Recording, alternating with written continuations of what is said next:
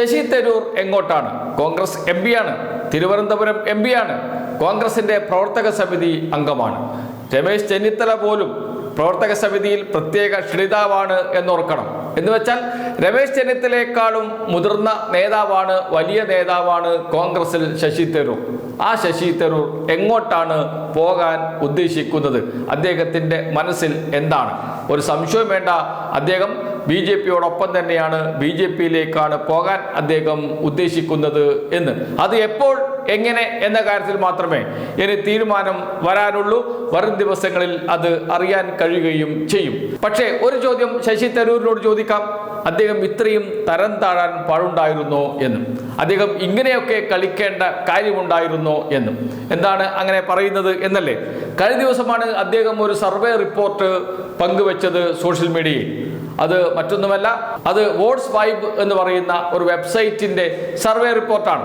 കേരളത്തിലെ കോൺഗ്രസിൽ ഏറ്റവും ജനപ്രിയനായ നേതാവ് ആര്, അടുത്ത മുഖ്യമന്ത്രി സ്ഥാനാർത്ഥി ആരാകണം എന്ന ചോദ്യത്തിന് ആ സർവേ കണ്ടെത്തുന്ന ഉത്തരം ശശി തരൂർ എന്നാണ്. 2ാം സ്ഥാനത്ത് VD സതീശൻ, 3ാം സ്ഥാനത്ത് രമേശ് ചെന്നിത്തല.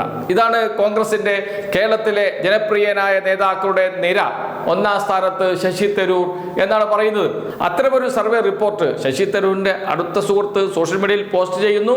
അത് ശശി തരൂർ പങ്കുവെക്കുന്നു. ഞാനാണ് മുഖ്യമന്ത്രി സ്ഥാനാർത്ഥിയാകേണ്ടത് കേരളത്തിൽ UDF-ന്റെ എന്ന്.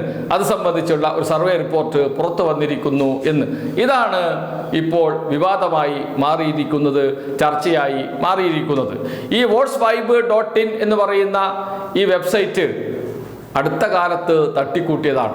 അടുത്ത കാലത്ത് എന്ന് വെച്ചാൽ 2025 മാർച്ച് മാസത്തിലാണ് ഈ വെബ്സൈറ്റ് രജിസ്റ്റർ ചെയ്യുന്നത്. votsvibe.in എന്ന് പറയുന്ന ഈ വെബ്സൈറ്റ് രജിസ്റ്റർ ചെയ്യുന്നത്, ഡൊമൈൻ രജിസ്റ്റർ ചെയ്യുന്നത്. എന്ന് വെച്ചാൽ 3ാം മാസം 2025 3ാം മാസത്തിലാണ് വെബ്സൈറ്റ് തന്നെ രൂപം കൊള്ളുന്നത്. അത് കഴിഞ്ഞ ഉടനെ അവർ ഒരു സർവേ നടത്തുന്നു. അത് കേരളത്തെ കുറിച്ചാണ് സർവേ നടത്തുന്നത്. അതിൽ ശശി തരൂരിന് എല്ലാ പിന്തുണയും നൽകുന്നു. എന്ന് വെച്ചാൽ ശശി തരൂരാണ് 1ാം സ്ഥാനത്ത് കോൺഗ്രസിലെ ജനപ്രിയനായ നേതാവ് എന്ന് പറഞ്ഞു വെക്കുകയും ചെയ്യുന്നു. എന്തിനായിരുന്നു ഇത്? വളരെ ലളിതമായ ഉത്തരമാണ്. ഒരു വെബ്സൈറ്റ് തട്ടിക്കൂട്ടുന്നു, ആ വെബ്സൈറ്റ് തട്ടിക്കൂട്ടി അതിൽ തുടർന്ന് ഒരു സർവേ തട്ടിക്കൂട്ടുന്നു.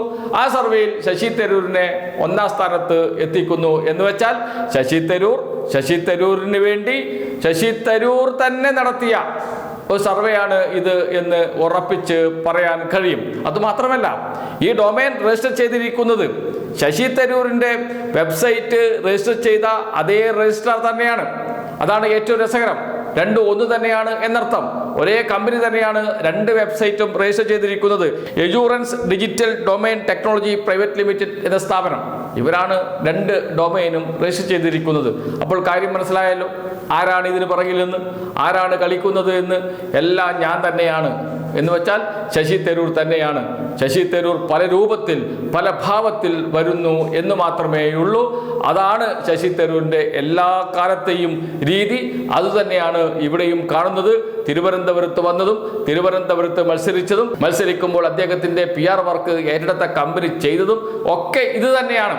ആളുകളെ പറ്റിക്കുക, കണ്ണിൽ പൊടിയിടുക, അത് തന്നെയാണ് ഇവിടെയും നടക്കുന്നത്. അന്ന് അത് കണ്ടെത്താൻ അത്ര എളുപ്പമായിരുന്നില്ല.